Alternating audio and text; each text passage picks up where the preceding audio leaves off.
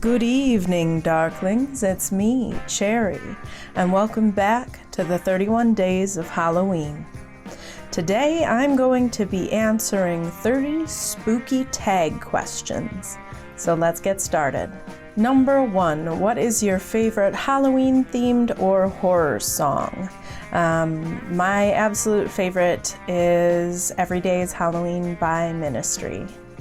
Number 2, name something you wouldn't want to run into in a dark forest or an abandoned building. I would say anything feral or rabid, something about complete lack of control and animalistic nature really kind of freaks me out in wide open spaces because I'm not very fast. So yeah, I would say if we were picking monsters, probably like a werewolf. Number 3, have you ever played with a Ouija board? Yes, before I knew any better, I played with Ouija boards, and now I know better. Number 4, favorite horror monster or villain? I have to pick the villain from my favorite Halloween movie, Trick or Treat. Little Sam is just trying to follow the rules and make sure that everybody else follows the rules. And yeah, you pay with your life if you don't, but he's a little cutie and I love him. Number 5, the creepiest thing that's ever happened when you were alone. I used to live in an old 2-story house. I was basically split into 2 apartment units in Milwaukee, and about 7 years ago I was recovering from surgery but had already stopped my pain medication, so I can't chalk this up to that. My now ex-husband, then husband, was at work, and I don't remember exactly what I was talking about or trying to determine, but I had a conversation with the ghost in the house. She was a middle-aged woman. She never manifested physically, but when we were having this conversation, she was answering by making noises in the house. It was by far the most interactive ghost experience I've ever had. But that's definitely the creepiest thing that's ever happened when I was alone. Number 6, if you were dared to spend the night in a haunted house, could you do it? Yes. Seems pretty obvious. Number 7, are you superstitious? I would say I'm not superstitious by the traditional meaning of the word. However, I tend to be relatively empathic and I do listen to my gut. So if there's a feeling that something's not right or I should or shouldn't do something, I do listen to myself in that way. Number 8, do you ever see figures in your peripheral vision? Yes, all the time. The scariest of this I will detail in one of my upcoming videos is a full-fledged ghost story, so stick around for that. Number 9, which urban legend scares you the most? That has to be the traditional kidney heist story. Just the idea that someone could take something like that from you freaks me out. And you wouldn't die, but I don't know that I would ever feel safe again after something like that.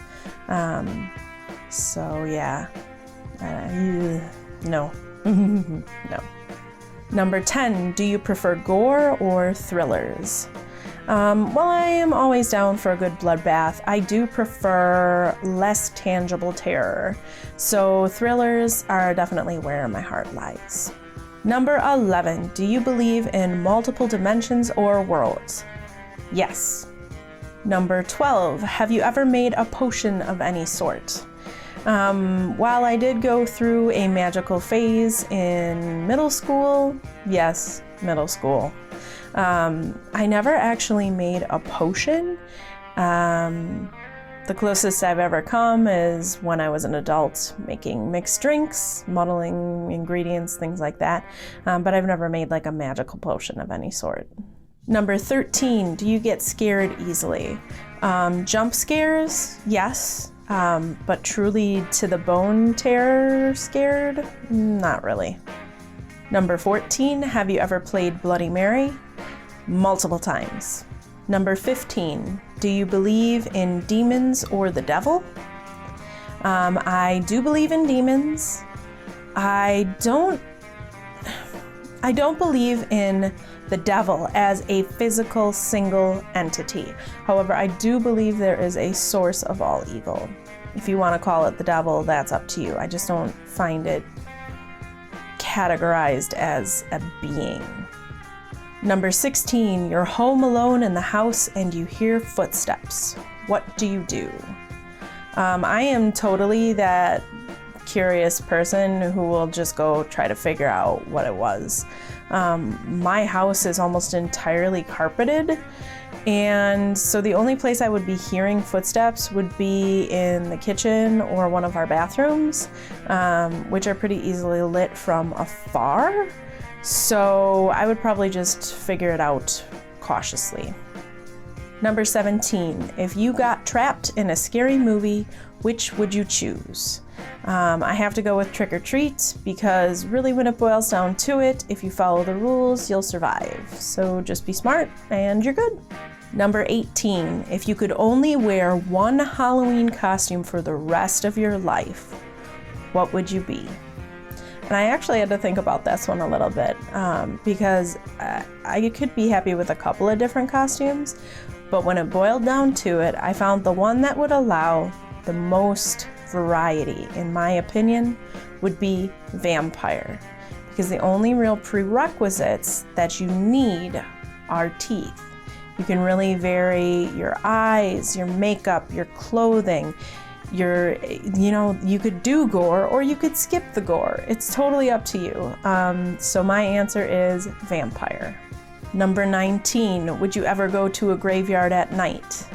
Yes, I have done so in the past and I would do so again. Number 20, in a zombie apocalypse, what is your weapon of choice? My personal choice is a machete, because you don't want anything that requires ammo or is easily broken. A machete is hardy, has maximum chopping power, and really is my personal best choice. Number 21, would you rather go to a Halloween party or trick-or-treating? Definitely a Halloween party. You're in a horror movie.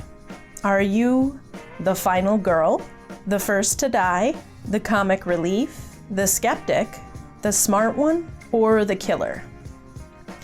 I would probably either be the skeptic or the smart one, depending upon the kind of horror movie.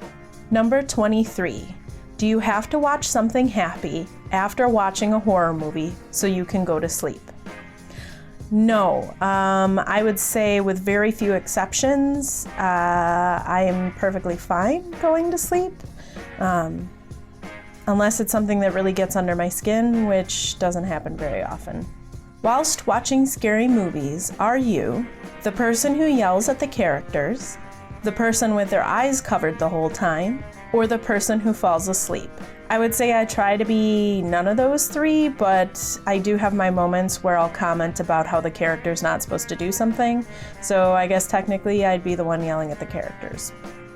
Number 25, are you the one who gets scared or the one who does the scaring? I have had the opportunity to work as a scare actor in the past and I really enjoyed it. The only reason I haven't done it since is because I really like to enjoy Halloween from a participant side of things as opposed to a maker side of things. So I would say I like both, but my favorite is definitely being the scarer. Number 26, favorite scary book. There is only one book that I have ever read that has actually made me feel physically afraid while reading it. I hit a certain point in this book where I literally had to stop, close the book, and turn around and look behind me. If you've never read House of Leaves by Mark Z. Danielewski before, I will include a link below, and I highly recommend you check it out. Number 27. How old were you when you saw your first horror movie? I can honestly say I don't remember exactly how old I was, but I do remember the movie, and it was the first Critters movie. And it freaked me out. I swear I saw little balls of furry evil in the corner of my room as I tried to go to sleep that night. Number 28. What was your first Halloween costume? I don't remember if and what my parents dressed me up as when I was a baby, but the first Halloween costume that I can remember was being a witch. Number 29. What are you going to be for Halloween this year?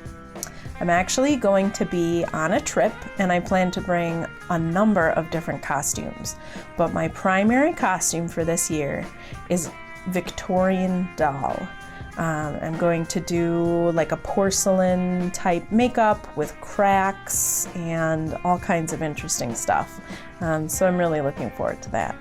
Number 30. If you could have a spooky Halloween pet, such as a black cat, an owl, a bat, a rat, or a wolf, what would you pick? Well, as you may have seen in some of my previous videos, I do have a black cat named Shadow. He's a sweetheart. I love black cats. I think I'll probably always have a black cat. But if I had to pick something else from the list that I've never had before personally, a good friend of mine that I've known in the past actually adopted a wolf, and I would love to have a pet wolf. I think they're beautiful creatures, and yeah, I think I'd pick a wolf. So thank you so much for joining me. I hope you enjoyed this quick little video of 30 spooky questions. Leave me a question of your own down in the comments below. Let me know what you thought. Hit that subscribe button and don't forget to tap the bell to receive notifications. And please stay spooky. I'll see you next time.